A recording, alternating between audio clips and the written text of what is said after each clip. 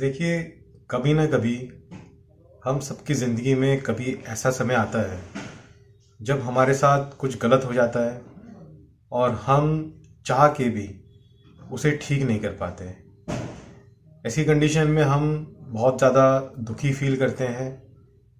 तो ऐसी सिचुएशन में हमें जो गीता में बात कही गई है कि समय सबसे बलवान होता है, हमें उसको फॉलो करना चाहिए।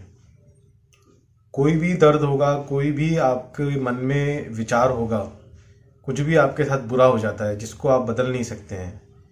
तो समय के साथ आप जैसे जैसे समय बीतेगा, समय के साथ साथ वो चीज़ हल्की होती रहती है, कम पड़ती रहती है।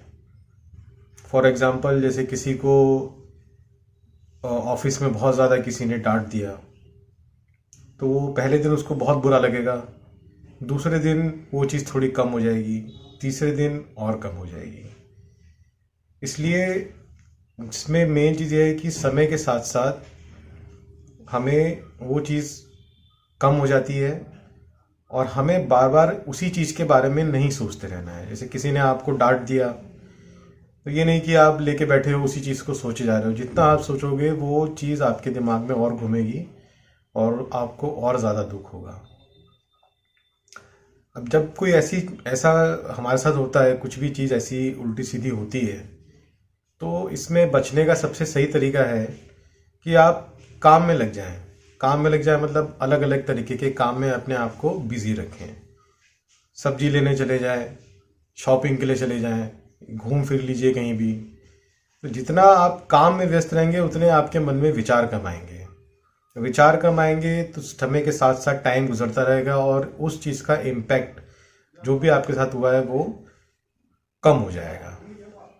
और दूसरी बात जो चैप्टर 6 गीता के श्लोक नंबर 30 में लिखी है, यो माम पश्यति सर्वत्र सर्वम च म पश्यति तस्याहम न प्रणश्यामि सच में न प्रणश्यति।